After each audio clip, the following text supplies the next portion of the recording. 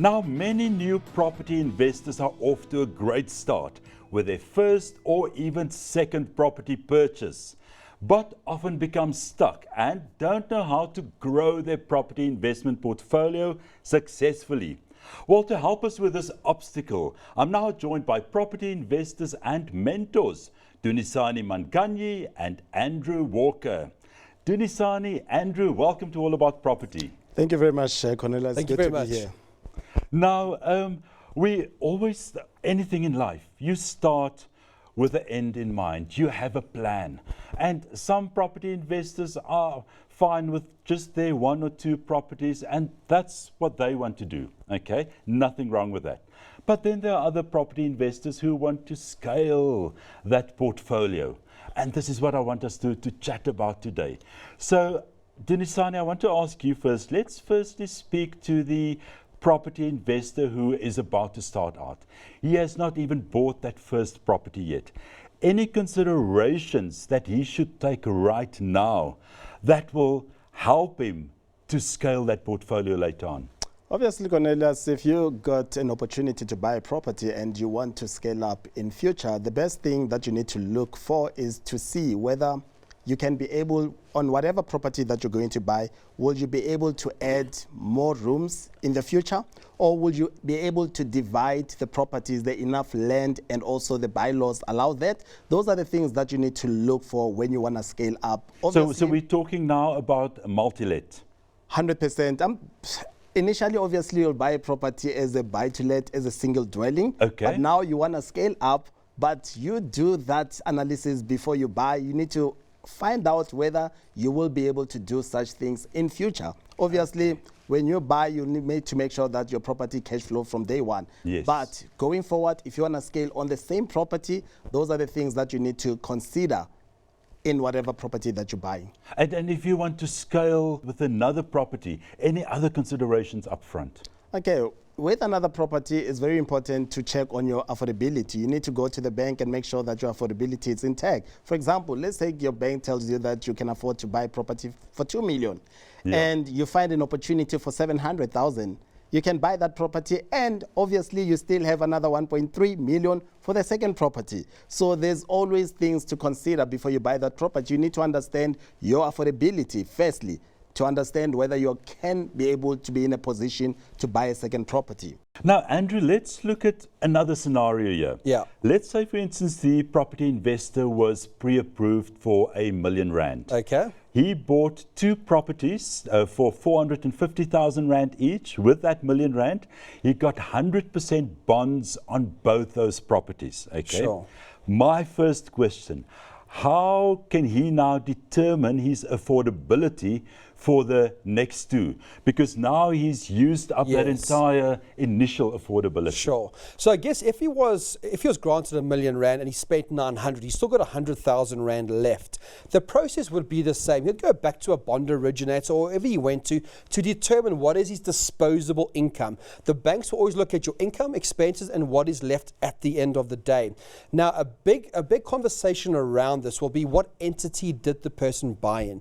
And this is what all viewers will need to go find out. Did they buy in their personal name, a company, or a trust? Depending on how they... Just very quickly, without major explanations, which entity would you recommend here to grow the portfolio? My opinion, I won't say advice, my opinion is to purchase them through a company. Through a company, if that's the long-term plan.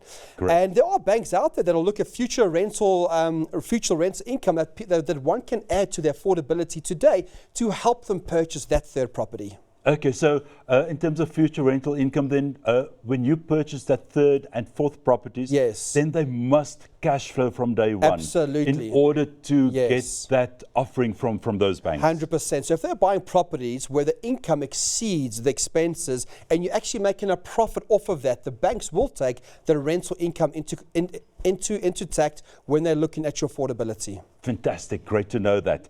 Dunisani, how soon after those, still same scenario, how soon after those first two properties have registered, can this property investor now go out and buy his next one or two properties? That's a good question, Cornelius. Basically, in terms of you buying another property after a property has been registered, you can do it immediately.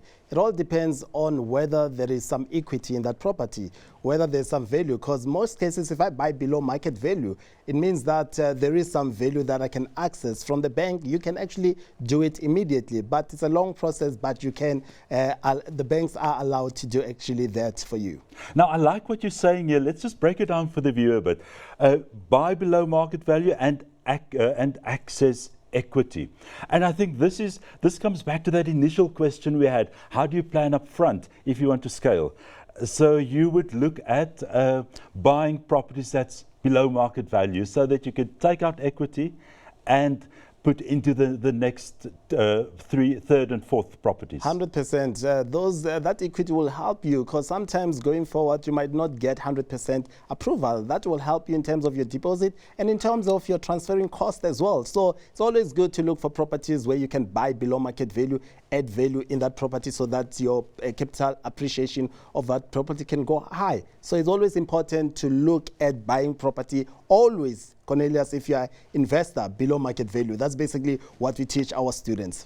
So your first step after those properties have registered is to go to your bond originator and find out if you can refinance those first two properties. 100%. They will actually look at your total affordability, which is important, and also your credit record. You must always make sure that your current record is always intact. But in most cases, again, they look at those current properties if they are generating some form of income. Obviously, there will be some cash flow which will add to your affordability. For example, if those two properties that you have, the initial one that generating 10,000, that 10,000 rand will add to your affordability, meaning will increase your affordability. I love that.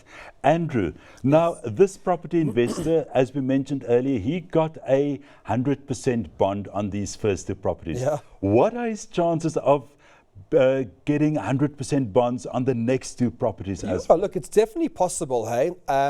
Must remember that some banks only give 100% to their own customers. So the answer is yes, they can, based on the affordability, the credit profile, and what bank do they go to. So we see it all the time. But I think buyers should, when they go into a deal, yes, 100% is great. But what happens if they don't? So they must factor that in. What if the bank comes back with a 90% bond? So the answer is yes, they can expect it, but always plan for worst case. If they don't get 100% and they get 90%, that's where the equity comes in from the previous property. Now, Andrew, let me stay with you. Sure. The next scenario, we now, this property investor now owns a couple of properties. Let's say he's now got 4, 5, 6 properties. Yes. He's now at a point where the banks are saying to him, sorry, we can't finance you anymore. Sure. What does he do now? Is he now stuck with those 4, 5, 6? Can he, or how do he scale? How does he scale further? Absolutely. So this is where we start getting to conversations around joint ventures with other parties. Because let's assume, yes, the banks is not an option anymore. How does that person still acquire and control, not necessarily own, but control? There's different strategies of buying properties, right? There's the installment sale agreements. There's rent to rent. There's joint venturing. Say, for example, I can't get a bond, but you can, right? So I can go find the property and we go into a 50-50 joint venture through a company and getting legal advice for that. And we can then split the profits 50-50 and we go in it as a 50-50 essentially. But it depends on your appetite, what you're trying to achieve, because there's no point in us doing a 50-50 JV if there's no cash flow. So we have to go find a property where there's very good cash flow that's worth our time, if that makes sense. That's perfect. I love that. So we're almost out of time. I just want to ask each of you, I'll start with you, Dunisani, your last thoughts or piece of advice that you have for property investors out there on scaling their portfolio. Thank you very much, Colin. It's always very important to look at different strategies. Actually, Andrew has mentioned few. In terms of scaling up, obviously, when you get stuck, you can use another strategy, which is capital flip, so that you can get that capital to keep you going in order for you to put it into the next project. Again, joint venture has always worked because property is not a game of one man. It's not a one-man show. the more you got people that you work with, the better for you to grow your property scale. So in most cases, I always say when you get stuck, always find like-minded people, work with them so that you can grow your property portfolio together. I love that. Thank you so much, Excellent. Dunisani. Andrew, your last piece of advice. Yeah, sure. So I think there's three main things here. There's making sure you buy in the right structure. We mentioned earlier, right? Make sure you buy because of tax and because of asset protection. Number one, you got to get that right. Number two, you got to know. Sorry, just to clarify, Yes. number one, you advised buy in a company. Yes, so my opinion is that most investors will end up buying in a company. Whether they own the shares or the trust owns the shares, that's where an expert needs to really come in, right? But Okay. you've got to get that right. What you don't want to end up doing is selling properties between structures. It gets complicated. So you start with the right structure. Know where the money's coming from. Know how you're going to finance that property deal. And number three, make sure you get the right education. Know what can go. Understand the risks. Once you've ticked those three boxes, then go buy the property. That's very important, and it always comes up in all our conversations. Get the education. Yes. It will move you closer to financial freedom so Absolutely. much quicker. Well, Dunisani, Andrew, thank you so much for your time. Always great chatting to both of you. Thank you very Absolutely. much. Thank you very That's- much, eh? It's always good to be here.